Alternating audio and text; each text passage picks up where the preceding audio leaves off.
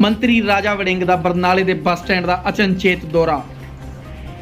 ਕਈਆਂ ਨੂੰ ਪਈਆਂ ਦੰਦਲਾਂ, ਕਈਆਂ ਦੇ ਦਫ਼ਤਰ ਹੋਣਗੇ ਬੰਦ। ਰਾਜਾ ਵੜਿੰਗ ਨੇ ਨਗਰ ਸੁਧਾਰ ਕੌਂਸਲ ਦੇ ਚੇਅਰਮੈਨ ਨੂੰ ਕਿਹਾ ਕਿ ਅਗਰ ਨਹੀਂ ਸੰਭਾਲ ਸਕਦੇ ਬੱਸ ਸਟੈਂਡ ਤਾਂ PRDC ਦੇ ਕੀਤਾ ਜਾਵੇਗਾ ਹਵਾਲੇ। 1 ਮਹੀਨੇ ਤੋਂ ਪਹਿਲਾਂ ਬੱਸ ਸਟੈਂਡ ਦੀ ਦੁਰਦਸ਼ਾ ਨੂੰ ਸਾਫ਼ ਸੁਥਰਾ ਅਤੇ ਨਿਰਮਾਣਖੋਰ ਬਣਾਉਣ ਦਾ ਚੇਅਰਮੈਨ ਮੱਖਣ ਵੱਲੋਂ ਕੀਤਾ ਗਿਆ ਵਾਅਦਾ। ਮੌਕੇ ਤੇ ਉਹਨਾਂ ਨੇ PRDC ਦੇ ਮੁਲਾਜ਼ਮਾਂ ਦੀਆਂ ਸੁਣੀਆਂ ਮੁਸ਼ਕਲਾਂ, ਹੋਰ ਵੀ ਕਈ ਲੋਕਾਂ ਨਾਲ ਕੀਤੀ ਗੱਲਬਾਤ, ਨਵੀਂ ਜਨਰੇਸ਼ਨ ਨਾਲ ਕੀਤੀ ਮੁਲਾਕਾਤ।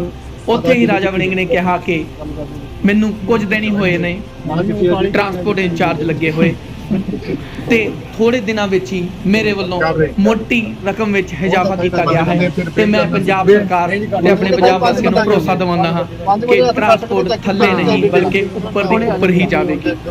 ਬਰਨਾਲਾ ਤੋਂ ਮਨਿੰਦਰ ਸਿੰਘ ਦੀ ਵਿਸ਼ੇਸ਼ ਰਿਪੋਰਟ। ਧੰਨਵਾਦ ਜੀ। ਹੋਰ ਖਬਰਾਂ ਦੇਖਣ ਲਈ ਸਾਡਾ ਚੈਨਲ ਜ਼ਰੂਰ ਸਬਸਕ੍ਰਾਈਬ ਕਰ ਲਓ।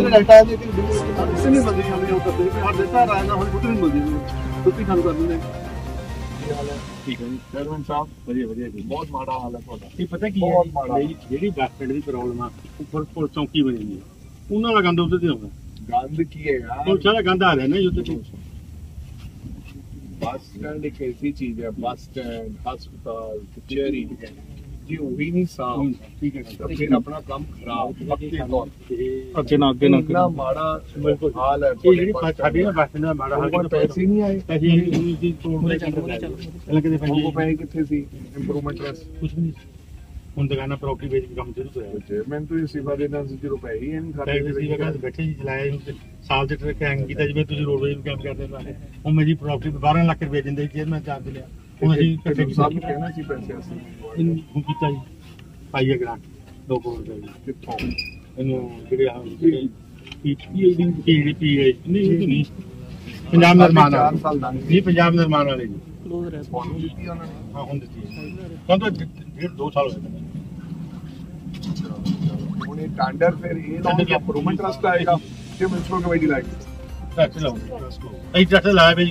ਅਸੀਂ ਤੁਹਾਡੇ ਤੋਂ ਅੱਜ ਤੁਸੀਂ ਲਿਖ ਕੇ ਦੇਣਾ, ਅਸੀਂ ਅੱਡਾ ਆਪ ਲੈ ਲੈਣੇ। ਲੈ ਲਓ, ਨਹੀਂ ਵਧੀਆ ਸੰਭਾਲਾਂਗੇ। ਪੈਸੇ ਸੰਭਾਲ ਲੈਣੇ ਨੇ, ਸੰਭਾਲਦੇ ਨਹੀਂ ਤੁਸੀਂ। ਸੋ ਉਹ ਸਾਡੇ ਕੋਲ ਪੈਸੇ ਨਹੀਂ ਜੀ, ਸੰਭਾਲੂ ਕਿੱਥੋਂ ਜੀ ਬੰਦਾ? ਕੰਮ ਤਾਂ ਪੈਸੇ ਨਾਲ ਚੱਲਦਾ। ਅਸੀਂ ਗਾਂ ਵੀ ਕਿੱਥੋਂ ਆਉਣਗੇ? ਪੁਲ ਚੌਂਕੀ ਜਿਹੜੀ ਹੁਣ ਚੱਲੂ ਕੰਮ ਪੁਲ ਚੌਂਕੀ ਜੀ ਪਿੱਛੇ ਛੇ ਲੈ ਗਏ ਸਾਰੇ ਗਾਂਧੀ ਪੁਲ ਚੌਂਕੀ ਜਿਹੜੇ ਵਿੱਚ ਵਿਕਲ ਖੜੇ ਨੇ। ਤੁਸੀਂ ਢਿੱਲੋਂ ਸਾਹਿਬ ਨਾਲ ਸਲਾਹ ਕਰ ਲਓ, ਕਰੋੜ ਰੁਪਏ ਲਾ ਲਓ। ਚਾਹਤਾ ਇਹਨੂੰ ਇਹ ਹੈ ਨਾ, ਇਹਨੂੰ ਠੇਕੇ ਤੇ ਦਿਓ। ਅੱਡਾ ਤੁਹਾਡਾ 35 ਲੱਖ ਦਾ ਅੱਡਾ ਚੜਦਾ ਹੈ। ਨਹੀਂ ਜੀ, ਅੱਡੇ ਦਾ ਮਾੜਾ ਹਾਲ ਬਹੁਤ ਹੈ। ਅੱਡਾ ਤਾਂ ਜੀ ਪਹਿਲਾਂ ਕੋਈ ਲੈਂਦਾ ਨਹੀਂ, ਤਾਂ ਅਸੀਂ ਆਪ ਠੇਕੇ ਤੇ ਚੜਵਾਇਆ ਜੀ। ਪਹਿਲਾਂ 75 ਲੱਖ ਦਾ ਚੜਦਾ ਹੁੰਦਾ, ਪਹਿਲਾਂ 1 ਕਰੋੜ ਦਾ ਵੀ ਚੜਿਆ ਜੀ। ਚੜ੍ਹ ਕੋਈ ਲੈਂਦੇ ਨਹੀਂ ਜੀ। ਹੁਣ ਅਸੀਂ ਧੱਕੇ ਨਾਲ ਦਿੱਤਾ ਜੀ, ਲਵਾਇਆ ਇਹਨੂੰ ਆਪੇ ਬੰਦੇ ਲੈ ਕੇ ਚਲਾ ਲੇ। ਕੋਈ ਮੂਹਰੇ ਜਿਹੜਾ ਕੋਵਿਡ ਬੱਸ ਪੱਟੇ ਉਹ ਨਹੀਂ ਕੋਈ ਦਿੰਦਾ ਜੀ, ਲੈਂਦਾ ਕੋਈ ਲੈਣ ਨੂੰ ਤਿਆਰ ਨਹੀਂ। ਸਾਈਕਲ ਸਟੈਂਡ ਲੈਣ ਨੂੰ ਤਿਆਰ ਨਹੀਂ, ਕੋਈ ਵੀ ਘਾਟਾ ਪੈਂਦਾ ਜੀ। ਜੋ ਸਰਕਾਰ ਦੇ ਰੂਲ ਨੇ ਉਹਦੇ ਅੰਦਰ ਬੋਲੀ ਹੁੰਦੀ ਉਹ ਕਹਿੰਦੇ ਉਹ ਦੇ ਨਹੀਂ ਸਕਦੇ। ਇਹ ਪ੍ਰੋਬਲਮ ਪਰ ਪਹਿਲਾਂ ਕਰੋੜ ਵਾਲਾ ਕੋਈ ਪਾਗਲ ਥੋੜੀ ਸੀ ਜਿਹੜਾ ਕਰੋੜ ਤੇ ਲੈ। ਪਹਿਲਾਂ 5 ਸਾਲ ਪਹਿਲਾਂ 10 ਸਾਲ ਪਹਿਲਾਂ ਸੀ। ਹਾਂ ਤੇ ਫਿਰ ਕਮਾਈ ਹੋਰ ਵਧਣੀ ਚਾਹੀਦੀ ਸੀ। ਬੱਸਾਂ ਦੀ 2 ਸਾਲ ਲੋਕਡਾਊਨ ਹੋ ਗਿਆ ਜੀ, ਬੱਸਾਂ ਤਾਂ ਅੱਧੇ ਚੱਲਦੀਆਂ ਸੀ, ਲੈ ਨਹੀਂ ਛੱਡ ਕੇ ਭੱਜ ਗਏ ਜੀ। ਘਾਟਾ ਪੈ ਗਿਆ ਜੀ, ਪਿਛਲੇ 35 ਲੱਖ ਘਾਟਾ ਪੈ ਗਿਆ ਛੱਡ ਕੇ ਭੱਜੇ ਸਾਡੇ ਸਰਕਾਰ ਕੇ। ਨਹੀਂ ਇਹਦਾ ਹੱਲ ਕਰੋ, ਆਹ ਕਰ ਰਹੇ ਆ। ਜਾਂ ਤਾਂ ਤੁਸੀਂ ਰੱਖ ਲਓ ਅੱਡਾ, ਠੀਕ ਹੈ, ਜਾਂ ਸਾਨੂੰ ਸਾਡਾ ਅੱਡਾ ਵਾਪਸ ਦੇ ਦਿਓ। ਤੁਸੀਂ ਇਹ ਕਹਿੰਦੇ ਵੀ ਸਾਥੋਂ ਨਹੀਂ ਮੇਨਟੇਨੈਂਸ ਹੁੰਦੀ, PRDC ਆਪੇ ਸੰਭਾਲੋ। ਅਸੀਂ ਉਹਨੂੰ ਆਪ ਸੰਭਾਲ ਸਕਦੇ। ਠੀਕ ਹੈ, ਜੇ ਸਾਡਾ ਹੁਣ ਕੰਮ ਕਰਾਉਂਦੇ ਫਿਰ ਤੁਸੀਂ ਦੇਖ ਲਓ। ਹੁਣ ਐਕਚੁਅਲੀ ਸਾਡਾ ਕੰਮ ਕੁਮ ਲਾਇਆ ਨਹੀਂ, ਕਰੋੜ ਰੁਪਏ ਲਾਇਆ। ਉਹ ਤਾਂ ਮੇਰੇ ਖਿਆਲ ਨਾਲ ਟਾਈਮ ਟੱਪ ਜਾਣਾ ਸ਼ੁਰੂ ਹੋਏ ਨੇ। ਪਾਣੀ ਦੀ ਲਾਈਨ ਪਾਈ ਹੈ ਕੱਢਣ ਵਾਲੇ ਦੇਖੇ ਕੋਈ ਛੱਡਦੇ। ਪਰ ਤੁਸੀਂ 1.5 ਕਰੋੜ ਚ ਕੀ ਕਰ ਦਿਓਗੇ? ਹੁਣ ਤੂੰ ਕੁਝ ਪੈਸੇ ਹਮ ਤੇ ਕਰੋੜ ਵੀ ਆਇਆ ਮਹਿਕਮਾ ਦੇ ਬਾਥਰੂਮਾਂ ਦਾ ਬਹੁਤ ਮਾੜਾ, ਸਫਾਈ ਦਾ ਥੋੜੇ 10 ਦਿਨ ਠੀਕ ਹੋ ਜਾਏਗਾ। ਇਹ ਸਰ ਕੀ ਆ ਜਿਹੜੀ 4.5 ਸਾਲਾਂ ਨਹੀਂ ਠੀਕ ਹੋਏ? ਸਾਡੇ ਕੋਲ ਤਾਂ ਹੈ ਨਹੀਂ ਜੀ, ਸਾਨੂੰ ਤਾਂ 1.5 ਸਾਲ ਹੋਏ ਬਣੇ ਨੂੰ। ਐਕਚੁਅਲੀ ਜਿਹੜੀ ਪੁਲ ਚੌਂਕੀ ਹੈ ਨਾ ਜੀ, ਪੁਲ ਚੌਂਕੀ ਦਾ ਗੰਦਾ ਸਭ ਤੋਂ। ਉਹਨਾਂ ਦੇ ਉੱਪਰੋਂ ਸਿੱਟੀ ਜਾਂਦੇ ਨੇ, ਉਹ ਥੱਲੇ ਆ ਜਾਂਦਾ। ਨਹੀਂ ਜੀ, ਪੁਲਿਸ ਚੌਂਕੀ ਦਾ ਦੇਖੋ, ਮੈਂ ਤੋੜ ਕਰਕੇ ਆਇਆ। ਪੁਲਿਸ ਚੌਂਕੀ ਦਾ ਆਪਦਾ ਗੰਦ ਹੋਏਗਾ, ਲੇਕਿਨ ਤੁਹਾਡੇ ਅੱਡੇ ਤੇ ਵੀ ਬਹੁਤ ਗੰਦ ਹੈ। ਮੈਨੂੰ ਤਾਂ ਤੁਹਾਡਾ ਕੋਈ ਸਫਾਈ ਵਾਲਾ ਬੰਦੇ 6 ਮਹੀਨੇ ਭਾਈ ਡੇਲੀ ਸਫਾਈ ਹੁੰਦੀ ਜਾਂਦੀ ਹੈ। ਐਕਚੁਅਲੀ ਹੋਰ ਪ੍ਰੋਬਲਮ ਕੀ ਹੈ, ਜਿਵੇਂ ਇੱਕ ਬੱਸ ਤੁਸੀਂ ਆਉਣੇ ਰੋਜ਼ ਅੱਡੇ, ਮੈਂ ਡੇਲੀ ਜਿਹੜਾ ਮਾਰਦਾ ਇੱਕ ਹੋਰ ਦੱਸਦਾ ਕੀ ਪ੍ਰੋਬਲਮ, ਮੈਂ ਡੇਲੀ ਜਿਹੜੇ ਮਾਰ ਕੇ ਜਾਣੇ ਸਫਾਈ। ਇੱਕ ਹੋਰ ਪ੍ਰੋਬਲਮ ਜਿਵੇਂ ਕਈ ਬੱਸ ਆ ਗਈ ਜੀ, ਆਗੇ ਖੜੀ ਕਾਊਂਟਰ ਤੇ 5 ਮਿੰਟ ਝਾੜੂ ਕੀਤਾ, ਸਾਫ਼ ਕਰਕੇ ਉੱਥੇ ਜੀ। ਇਹ ਅਸੀਂ ਨਾ ਰੌਲਾ ਪਾਣਾ ਵੀ ਤੁਸੀਂ ਇੱਥੇ ਪਰੇਸ਼ ਕਰਕੇ ਸਾਫ਼ ਕਰਿਆ ਕਰੋ। ਉਹ ਜਮਾਦਾਰ ਫੇਰ ਚੱਕਦਾ, ਫੇਰ ਬੱਸ ਖੜੀ ਝਾੜੂ ਲਾ ਕੇ ਲਾਇਆ। ਰੁਪਏ ਦਾ ਜੇ ਤੁਸੀਂ ਸਟੈਂਡਰ ਲਾਇਆ ਹੈ, ਕੀ ਹੈ ਫਲੋਰਿੰਗ ਹੈ ਜੀ? ਛੋਟੇ ਫਲੋਰਿੰਗ ਸੜਕਾਂ ਦੇ ਇੱਕ ਮਿੰਟ ਯਾਰ, ਮੈਂ ਨਹੀਂ ਕਹਾਂਗਾ ਸਾਰੇ ਸੜਕਾਂ ਦੇ ਪਾਸ ਸਾਰਾ ਲੋਕਡਾਊਨ ਸਰਕਾਰ ਨੇ ਕਿਹਾ ਵੀ ਉਹ ਪਾ ਦਿਓ ਬੰਦ ਨਹੀਂ ਟਿਕਿਆ ਵਿੱਚ ਪਾ ਦਿਓ ਥੱਲੇ ਉਹਦੇ ਲੱਗਿਆ ਹੋਇਆ ਉਹ ਸਸਤਾ ਪੈ ਜਾਏਗਾ 15 ਦਿਨ ਚ ਪੈ ਜਾਂਦੇ ਕੋਈ ਟੈਂਡਰ ਲਾਇਆ ਪ੍ਰੀਮੀਅਮ ਦਾ ਲੱਗਿਆ ਹਾਂਜੀ ਲੋਕਲ ਦਾ ਕਿਹਨੇ ਦਿੱਤਾ ਹੈ? ਇਹ ਜਾ ਕੇ ਕੰਪਨੀ ਵਾਲਾ ਉਹਦੇ ਕੋਲ ਪਿੱਛੇ ਉਹਨੇ ਪਾਣੀ ਲੈਣ ਦਾ ਬਾਕੀ ਕੱਢਣ ਵਾਲੀ ਹਾਂ ਸਾਡਾ ਤੇ ਵੀ ਪਾਣੀ ਨਿਕਲਦਾ ਕੀਤਾ ਉਹਨੇ ਪਹਿਲਾਂ ਪਾਣੀ ਨਿਕਲਦਾ ਹਾਂ ਹੁਣ ਪਾਣੀ ਦੱਬਦੀ ਲੈਣ ਉਹ ਬਾਹਰ ਨੂੰ ਜੋੜਿਆ ਚੀਜ਼ ਦੇ ਨਾਲ ਹਾਂ ਹੁਣ ਲੋਕੀ ਦੇ ਵਿੱਚ ਪਾ ਦਿੰਦੇ ਕੰਕਰੀਟ ਦਾ ਫਰਸ਼ ਕਹਿੰਦੇ ਜੀ ਜਾਂ ਲੁੱਕ ਦਾ ਮੈਂ ਲੁੱਕ ਪਾ ਦਿਓ ਲੁੱਕ ਪਾਵਾਂਗੇ ਇਹ ਇਹ 15 ਦਿਨ ਛੱਡ ਲੈਂਦੇ ਹੋਰ ਕਿੱਥੇ ਲਾ ਰਹੇ ਹੋ ਹੋਰ ਕਿੱਥੇ ਲਾ ਰਹੇ ਹੋ ਹੋਰ 50 ਲੱਗੇ ਛੋਟੇ ਭਾਈ ਨਹੀਂ ਆਪਣਾ ਨਹੀਂ ਤੈਨੂੰ ਕੀ ਹੋ ਗਿਆ ਏਟਾ ਪੱਕੇ ਪੁੱਕੇ ਲੱਗੇ ਸਾਰੇ ਲਾਗੇ ਛੱਡ ਕੇ ਪੱਕੇ ਬਾਥਰੂਮ ਜਿਹੜਾ ਜਿੱਥੇ ਪਬਲਿਕ ਪੈਸੇਂਜਰ ਬੈਠਾ ਉਹ ਬੱਸ ਤਾਂ 2x2 ਦੀ ਟਾਈਲ ਲਾ ਹਾਂਜੀ ਉਹਦੇ ਵੀ ਅੰਦਰ ਲੱਗਿਆ ਹੋਇਆ ਪਰ ਅਮੇ ਜਿਹਦੇ ਕੋਲ ਆਓ ਰਾਤ ਦੇ ਟਾਈਲ ਦੇ ਥੱਲੇ ਜਿੱਥੇ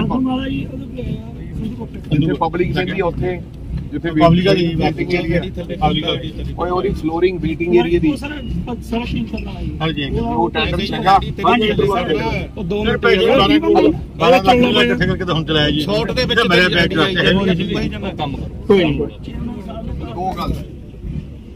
ਦੋ ਗੱਲਾਂ ਤੁਸੀਂ ਕਰਦੇ ਜਾਂ ਤਾਂ ਇਹ ਮਹੀਨੇ ਚ 20 ਦਿਨਾਂ ਚ ਠੀਕ ਕਰੋ ਨਹੀਂ ਹੱਥ ਖੜੇ ਕਰਕੇ ਸਾਨੂੰ ਦੇ ਦਿਓ ਮੈਂ ਜਾਣਾ ਮੇਰਾ ਕੰਮ ਇੱਕ ਮਹੀਨਾ ਤੁਸੀਂ ਦਿਓ ਇੱਕ ਮਹੀਨੇ ਜਿੰਦੇ ਦੋ 20 ਦੇ ਦਿਓ 1.5 ਕਰੋੜ रुपया और मैं दे देना एरिया सो एरिया से पखे वाइट वॉश ऊपर फर्श फ्लोरिंग जिथे वेटिंग एरिया है और यहाँ कुर्सियां वॉशरूम्स कोई ओपन डस्टबिन पक्के हुए फिट कर एरिया ना थोड़ी ढिल्लों साहब दी ਘੁੰਮੂਗਾ ਫਿਰੂਗਾ ਫਿਰ ਉਹਨੂੰ ਪਤਾ ਲੱਗੂਗਾ ਵੀ ਬਰਨਾਲੇ ਦੇ ਕਿਹੜੇ ਚੌਂਕ 'ਚ ਟੋਆ ਹੈ ਤੇ ਜੇ ਘਰੇ ਸੁੱਤਾ ਪਿਆ ਰਹੂਗਾ ਫਿਰ ਉਹਨੂੰ ਕੀ ਪਤਾ ਲੱਗਣਾ ਵੀ ਕੀ ਹੈ।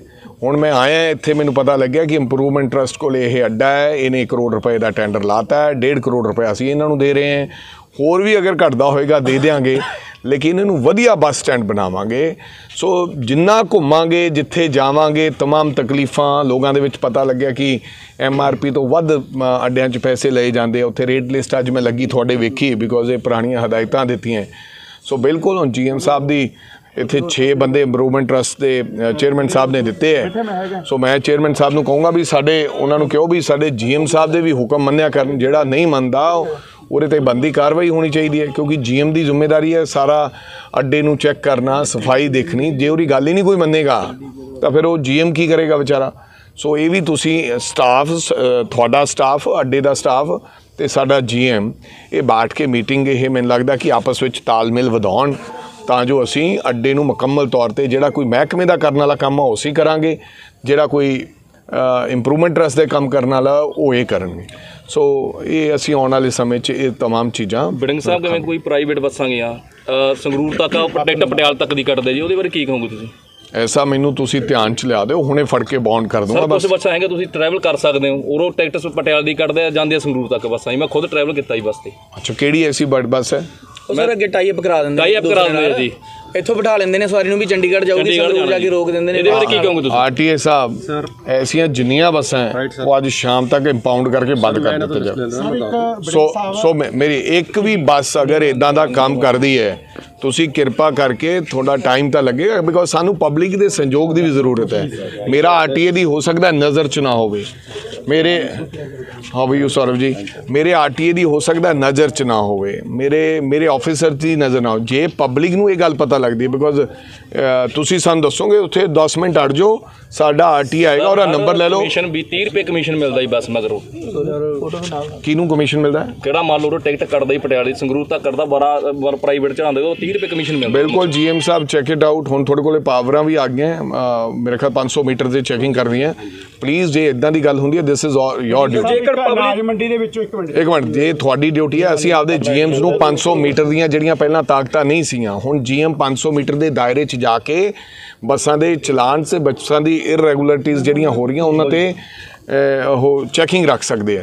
ਸੋ ਮੇਰਾ ਖਿਆਲ ਹੁਣ RTA ਤੇ ਸਾਡੇ GM ਦੋਨੋਂ ਇਹ ਸ਼ਿਕਾਇਤ ਆਉਣੀ ਨਹੀਂ ਚਾਹੀਦੀ। GM ਸਾਹਿਬ ਜਿਹੜਾ ਅੱਡੇ 'ਚ ਲੈਂਦਾ DC ਸਾਹਿਬ ਵੀ ਆਏ ਮੈਂ ਉਹਨਾਂ ਨੂੰ ਵੀ ਇਹ ਕਹੂੰਗਾ ਕਿ ਜੇ ਇਸ ਤਰ੍ਹਾਂ ਦਾ ਕਮਿਸ਼ਨ ਲਿਆ ਜਾਂਦਾ ਹੈ कुछ बसेस जा रही हैं जो वो पटियाला की टिकट देती हैं लेकिन संगरूर में बंदे को उतार देती हैं, पैसे पटियाला के ले लेती हैं, जो पत्रकारों ने ये ध्यान में लाया। तो ये कुमार सौरभ जी बहुत, मैं समझता हूँ कि काबिल एक डिप्टी कमिश्नर हैं, मैंने इनका बहुत काम देखा है और मेरे को लगता है कि अब सुधार आना शुरू हो जाएगा। जेकर पब्लिक कोई शिकायत करनी यार सुनो यार क्वेश्चन है यार एक बार पूछ लो यार ਸਾਨੂੰ ਵੀ ਪੁੱਛੋ ਵੜਿੰਗ ਸਾਹਿਬ ਇੱਕ ਅਨਾਜ ਮੰਡੀ ਦੇ ਵਿੱਚੋਂ ਮਤਲਬ ਕਿ ਬੱਸਾਂ ਜਾਂਦੀਆਂ ਨੇ ਬਿਹਾਰ ਨੂੰ ਅੱਜ ਕੱਲ੍ਹ ਝੋਨੇ ਦਾ ਸੀਜ਼ਨ ਸ਼ੁਰੂ ਹੋ ਗਿਆ ਠੀਕ ਹੈ ਉਹ ਬੱਸਾਂ ਦਾ ਕੋਈ ਪਰਮਿਟ ਨਹੀਂ ਹੁੰਦਾ ਕੋਈ ਕੁਝ ਨਹੀਂ ਹੁੰਦਾ ਉਹ ਬਿਨਾਂ ਪਰਮਿਟ ਤੁਹਾਨੂੰ ਕੀ ਪਤਾ ਪਰਮਿਟ ਨਹੀਂ ਹੁੰਦਾ ਬਿਲਕੁਲ ਪਤਾ ਹੀ ਨਹੀਂ ਮੈਂ ਕੇਸ ਤਾਂ ਮੈਂ ਚਲੋ ਹੁਣੇ ਅੱਜ ਜਿੱਥੇ ਜਾਣੀ ਆਰਟੀਏ ਸਾਹਿਬ ਉਹ ਚੈੱਕ ਕਰੋ ਸਾਡੇ ਇੱਕ ਟੈਂਪਰੇਰੀ ਪਰਮਿਟਸ ਹੁੰਦੇ ਔਰ ਇਹ ਫੀਸ ਹੁੰਦੀ ਹੈ ਇਹਨਾਂ ਬੱਸਾਂ ਦੀ ਜੇ ਉਹ ਤਾਂ ਕੱਟੇ ਹੋਣ ਤਾਂ ਫਿਰ ਤਾਂ ਕੋਈ ਦਿੱਕਤ ਨਹੀਂ ਹੈ ਉਹ ਜਾ ਸਕਦੀਆਂ ਬਟ ਜੇ ਉਹ ਨਹੀਂ ਹਨ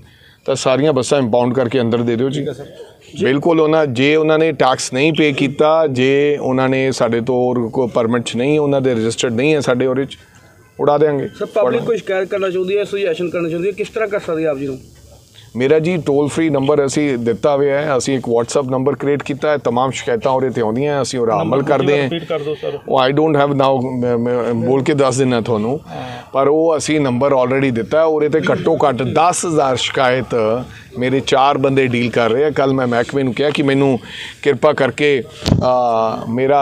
ਕਰਕੇ ਮੈਨੂੰ ਹੋਰ ਬੰਦੇ ਦਿਓ ਤਾਂ ਜੋ ਅਸੀਂ ਉਹਦੇ 'ਤੇ ਸ਼ਿਕਾਇਤਾਂ 'ਤੇ ਅਮਲ ਕਰ ਸਕੀਏ। ਇਟਸ 94 ਯਾਨੀ ਕਿ 94784 54701 54701 ਇਹ ਸਾਡਾ WhatsApp ਨੰਬਰ ਹੈ।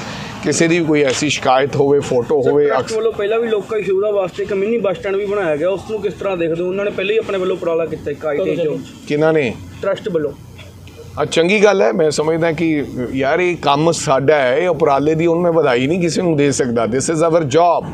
ਇਹ ਮੰਤਰੀ ਜਿਹੜਾ ਟਰਾਂਸਪੋਰਟ ਦਾ ਮੰਤਰੀ ਬੱਸ ਸਟੈਂਡਾਂ 'ਚ ਘੁੰਮਦਾ ਫਿਰਦਾ ਹੈ ਇਹ ਮੇਰੀ ਜ਼ਿੰਮੇਵਾਰੀ ਹੈ ਕੋਈ ਮੈਂ ਆਸਾਨ ਨਹੀਂ ਕਰ ਰਿਹਾ ਸਰਕਾਰ 'ਤੇ ਜਾਂ ਪਬਲਿਕ 'ਤੇ ਮੈਨੂੰ ਮੰਤਰੀ ਬਣਾਇਆ ਅਤੇ ਮੰਤਰੀ ਜੇ ਘਰੇ ਸੁੱਤਾ ਪਿਆ ਰਹੇਗਾ ਮੰਤਰੀ ਦਾ ਕੰਮ ਹੈ ਕਿ ਫਲਾਨੀ ਬੱਸ 'ਤੇ ਚੜ੍ਹ ਜਾਣਾ ਫਲਾਨ ਡਿਪੂ 'ਚ ਵੜ ਜਾਣਾ ਜੇ ਮੈਂ ਤੁਰੂੰਗਾ ਫਿਰੂੰਗਾ ਸਭ ਸਮਝ ਆਉਣੀ ਹੈ। ਸੋ ਟਰਸਟ ਦਾ ਵੀ ਜੇ ਕੋਈ ਟਰਸਟ ਕੰਮ ਕਰ ਰਿਹਾ ਜੇ ਮਿਊਨਿਸਪਲ ਕਮੇਟੀ ਕੰਮ ਕਰ ਰਹੀ ਹੈ ਚੰਗੀ ਗੱਲ ਹੈ ਉਹਨਾਂ ਦੀ ਡਿਊਟੀ ਬਣਦੀ ਹੈ ਔਰ ਵਧੀਆ ਗੱਲ ਹੈ ਚੰਗਾ ਉਪਰਾਲਾ ਸਰ ਪਰ ਮਿੰਨੀ ਬੱਸ ਸਟੈਂਡ ਬੰਦ ਆ ਗਿਆ ਹਾਲਾਂਕਿ ਉੱਥੇ ਅੱਜ ਤੱਕ ਬੱਸ ਨਹੀਂ ਖੜੀ ਜੀ।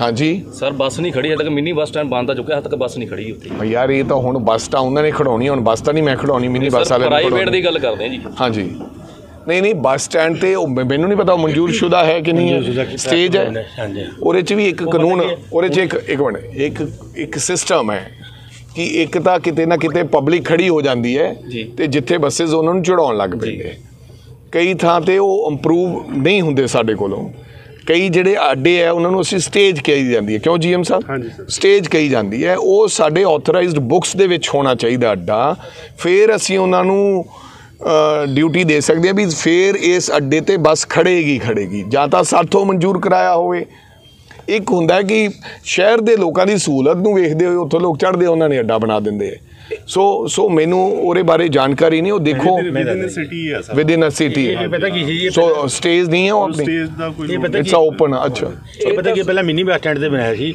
ਉੱਥੇ ਅੰਡਰ ਬ੍ਰਿਜ ਬਣ ਗਿਆ ਜੀ ਉੱਥੋਂ ਕਰਕੇ ਸੀ ਉਹ ਗਾਹਾਂ ਆਈਟੀ ਚੌਂਕ 'ਚ ਬਣਾਤਾ ਚੱਲ ਹੁਣੇ ਬਣਾਇਆ ਆਪ ਜੀ ਵੱਲੋਂ ਅੱਜ ਬੱਸ ਸਟੈਂਡ ਦਾ ਕੀਤਾ ਕਿ ਜਿਹੜੇ ਸਕੂਲੀ ਜਿਹੜੇ ਬੱਸਾਂ ਚੱਲਦੀਆਂ ਨੇ ਜਿਹਦੇ ਵਿੱਚ ਬੱਚਿਆਂ ਦੀ ਸੁਰੱਖਿਆ ਨੂੰ ਲੈ ਕੇ ਕੋਈ ਵੀ ਜਿਹੜੇ ਨਿਯਮ ਬਣੇ ਹੁੰਦੇ ਨੇ ਉਹ ਪੂਰੇ ਨਹੀਂ ਹੁੰਦੇ ਕਿਉਂਕਿ ਉਸ ਦੇ ਵਿੱਚ ਜਿਹੜੇ ਕਈ ਤਾਂ ਵੱਡੇ ਸਕੂਲ ਨੇ ਜਿਨ੍ਹਾਂ 'ਚ ਪ੍ਰਸ਼ਾਸਨਿਕ ਅਧਿਕਾਰੀਆਂ ਦੇ ਬੱਚੇ ਵੀ ਪੜ੍ਹਦੇ ਨੇ ਪਰ ਕਈ ਇਸ ਤਰ੍ਹਾਂ ਦੇ ਸਕੂਲ ਨੇ ਵੀ ਉਸ ਮਾਮਲੇ 'ਚ ਤੁਸੀਂ ਕੀ ਕਰੋਗੇ। ਸੋ ਇਹਦੇ ਵਾਸਤੇ ਸਖਤ ਹਦਾਇਤ ਆਲਰੇਡੀ ਦਿੱਤੀ ਜਾ ਚੁੱਕੀ ਹੈ ਕਿ ਕਿਸੇ ਵੀ ਸਕੂਲ ਦੇ ਵਿੱਚ ਬਿਨਾਂ ਨੋਰਮਸ ਤੋਂ ਚੱਲਦੀਆਂ ਬੱਸਾਂ ਜਿਹੜੀਆਂ ਨੋਰਮਸ ਪੂਰੇ ਨਹੀਂ ਕਰ ਰਹੀਆਂ ਉਹਨਾਂ 'ਤੇ ਬਣਦੀ ਕਾਰਵਾਈ ਹੋਣੀ ਚਾਹੀਦੀ ਹੈ ਕਿਉਂਕਿ ਕਿਸੇ ਤੇ ਕੋਈ ਹਾਦਸਾ ਨਾ ਵਾਪਰੇ ਕਿਸੇ ਪ੍ਰਕਾਰ ਦਾ ਕੋਈ ਹਾਦਸਾ ਵਾਪਰਿਆ ਛੋਟੀ ਮਾੜੀ ਵੈਨ ਦਾ ਜਾਂ ਮਾੜੀ ਬੱਸ ਦਾ ਜਾਂ ਪੁਰਾਣੀ ਨਹੀਂ ਉਹਨਾਂ 'ਤੇ ਅਮਲ ਹੋਏਗਾ ਜੀ ਅਜੇ 15-20 ਦਿਨ ਹੋਏ ਆ ਮੈਨੂੰ ਬੜੇ ਨੂੰ ਉਹਦੇ 'ਤੇ ਅਮਲ ਕਾਫੀ ਹੋ ਰਿਹਾ ਹੈ ਤੁਸੀਂ ਦੇਖੋ ਜੇ ਅਮਲ ਨਾ ਹੋਇਆ ਹੁੰਦਾ ਤਮਾਮ ਚੀਜ਼ਾਂ ਤੇ ਪਹਿਲਾਂ ਵੱਡੇ ਚੋਰਾਂ ਨੂੰ ਫੜਨ ਲੱਗਿਆ ਨਾ ਜੇ ਅਮਲ ਨਾ ਹੋਇਆ ਹੁੰਦਾ ਤਾਂ 54 ਲੱਖ ਰੁਪਇਆ ਆਮਦਨ ਕਿਵੇਂ ਵੱਧਦੀ ਹੁਣ ਮੈਂ ਉਰੇ ਮੈਨੂੰ ਵੀ ਟਾਈਮ ਚਾਹੀਦਾ ਕਾਗਜ਼ੀ ਪੱਤਰੀ ਵੀ ਚਾਹੀਦਾ ਹੁਣ 54 ਲੱਖ ਰੁਪਇਆ ਪ੍ਰਤੀ ਦਿਨ ਦਾ ਮੁਨਾਫਾ ਹੋ ਗਿਆ 15 ਸਾਲ ਯਾਨੀ ਕਿ 365 ਗੁਣਾ 15 ਉਹ ਜਦੋਂ ਕਰਾਂਗੇ ਮੈਨੂੰ ਲੱਗਦਾ ਇੰਨੇ ਦਿਨ ਬਣ ਜਾਂਦੇ 2700 ਕਰੋੜ ਰੁਪਇਆ ਬਣਦਾ ਹੈ so I am putting a inquiry ਹੁਣ ਕਿ ਇੱਕ ਇਨਕੁਆਇਰੀ ਹੋਣੀ ਚਾਹੀਦੀ ਹੈ ਕਿਹਨਾਂ ਕਾਰਨਾਂ ਦੇ ਕਰਕੇ ਜਿਨ੍ਹਾਂ ਨੂੰ ਪੰਜਾਬ ਤੇ ਰਾਜ ਕੀਤਾ ਉਹ 3000 ਕਰੋੜ ਰੁਪਏ ਦੇ ਲਗਭਗ ਪੰਜਾਬ ਦਾ ਕੱਲੀਆਂ ਬੱਸਾਂ 'ਚੋਂ ਖਾ ਚੁੱਕੇ ਹੈ। ਸੋ ਉਹਨੂੰ ਟਾਈਮ ਲੱਗਦਾ ਹੈ। ਸੋ 20 ਦਿਨਾਂ ਦੇ ਵਿੱਚ ਤਾਂ ਬੰਦੇ ਦਾ ਜਿਹੜਾ ਮੰਤਰੀ ਬਣਦਾ ਉਹਦਾ ਹਨੀਮੂਨ ਪੀਰੀਅਡ ਹੀ ਨਹੀਂ ਪੂਰਾ ਹੁੰਦਾ। ਸੋ ਤੁਸੀਂ ਇਹ ਨਾ ਕਰੋ, ਉਲਟਾ ਸਾਥ ਦਿਓ ਵੀ ਅਮਲ ਨਹੀਂ ਹੁੰਦਾ, ਹਰ ਚੀਜ਼ ਸੇ ਅਮਲ ਹੋਊਗਾ। ਰਾਜਾ ਵੜਿੰਗ ਜੋ ਚੀਜ਼ ਕਹੇਗਾ ਉਹਦੇ ਤੇ ਅਮਲ 100% ਹੋਏਗਾ। ਜਿਵੇਂ ਤੁਸੀਂ ਬੱਚਿਆਂ ਦੇ ਨਾਲ ਗੱਲਾਂ ਬਾਤਾਂ ਕੀਤੀਆਂ ਨੇ, ਕੀ ਉਹਨਾਂ ਨੇ ਕੋਈ ਕਮੀਆਂ ਪੇਸ਼ੀਆਂ ਦੱਸੀਆਂ ਜਾਂ ਕੋਈ ਕਮੀ ਪੇਸ਼ੀ ਤਾਂ ਤੁਹਾਡੇ ਸਾਹਮਣੇ ਕਿਸੇ ਨੇ ਦੱਸੀ। ਇੱਕ ਬੇਬੇ ਜੀ ਨੇ ਆਖਿਆ ਵੀ ਪੁੱਤ ਬਹੁਤ ਚੰਗਾ ਕੰਮ ਕੀਤਾ ਜਿਹੜਾ ਬੱਸਾਂ ਦਾ ਤੁਸੀਂ ਕਿਰਾਇਆ ਮਾਫ ਕੀਤਾ ਸਾਡੇ ਵਾਸਤੇ। ਉਹ ਬੇਬੇ ਬੈਠੀ ਸੀ, ਉਹ ਤੁਸੀਂ ਦੇਖਿਆ ਹੋਣਾ। ਸੋ ਮੈਨੂੰ ਲੱਗਦਾ ਕਿ ਬਿਲਕੁਲ ਮੈਂ ਆਪ ਮੰਨ ਰਿਹਾ ਯਾਰ ਕਮੀਆਂ ਪੇਸ਼ੀਆਂ ਸਾਡੇ ਹੈਗੀਆਂ, ਕੋਈ ਚੀਜ਼ ਪਰਫੈਕਟ ਨਹੀਂ ਹੈ। ਬੰਦਾ ਆਪਦੇ ਆਪ ਨੂੰ ਜਿੱਦੇ ਮਾਸਟਰ ਸਮਝਣ ਲੱਗ ਪਏਗਾ ਉਹ ਫੇਲ ਹੋ ਜਾਏਗਾ। ਅਸੀਂ ਹਰ ਵਕਤ ਸਟੂਡੈਂਟ ਸਮਝਣਾ ਆਪਦੇ ਆਪ ਨੂੰ। ਕੋਈ ਵਿਅਕਤੀ ਵੀ ਕਿਸੇ ਨੂੰ ਜਾਣਕਾਰੀ ਦੇ ਸਕਦਾ ਹੈ, ਮੇਰੇ ਨਾਲੋਂ ਵੱਧ ਜਾਣਕਾਰੀ ਇਸ ਵਰਕਸ਼ਾਪ ਦੇ ਵਿਅਕਤੀ ਨੂੰ ਹੋ ਸਕਦੀ ਹੈ ਜਿਹਨੂੰ ਇੱਥੇ 9 ਸਾਲ ਹੋ ਗਏ ਕੰਮ ਕਰਦੇ ਨੂੰ। ਮੈਂ ਆ ਕੇ ਕਹਾਂ ਕਿ ਵਰਕਸ਼ਾਪ ਹੈ, ਇਹ ਮੈਨੂੰ ਦੱਸ ਸਕਦਾ ਹੈ ਕਿ ਇੱਥੇ ਆ ਕਮੀਆਂ ਜਿਹੜੀ ਕਰ ਮੇਰੀ ਨਜ਼ਰ 'ਚ ਨਹੀਂ ਆਏਗਾ, ਕਿਉਂਕਿ ਜਿਹੜਾ ਬੰਦਾ ਉੱਥੇ ਬੈਠਾ ਹੈ ਉਹਨੂੰ ਜ਼ਿਆਦਾ ਜਾਣਕਾਰੀ ਹੈ। तो मैं इन्होंने लोगों तो सीख रहे हैं, कोई वर्कशॉप वाला सुना रहा है, कोई मैनू GM सिखा रहा है, कोई मैनू ड्राइवर सिखा रहा है, कोई मैनू कनैक्टर सिखा रहा है। सो कोई मैनू जनता सिखा रही है कि इत्थे आ कमी है। जिवें हुण तुसीं दस्सिया कि ये पता ही नहीं सी गल कि पटियाले की टिकट ते ला दिंदे संगरूर च पैसे उत्थों दे लै लैंदे, इत्थे 30 रुपए ले कमीशन लिया जाता है। सो हुण देखियो ना इहदा अज ही अमल की देखियो की हुंदा है। सो मेरे कहने का मतलब ये जानकारी च वाधा हो रहा है। सो ये हुण थोड़ा यार हनीमून पीरियड है, तुसीं मैनू 2-3 महीने काम करन दिओ। जिथे कोई तुहानूं लगदी है नालायकी वो मैनूं दसदे रहो, असीं उस ते अमल करांगे। थोड़ा सारिਆਂ ਦਾ बहुत बहुत धन्यवाद, थैंक यू। जा जा जा खड़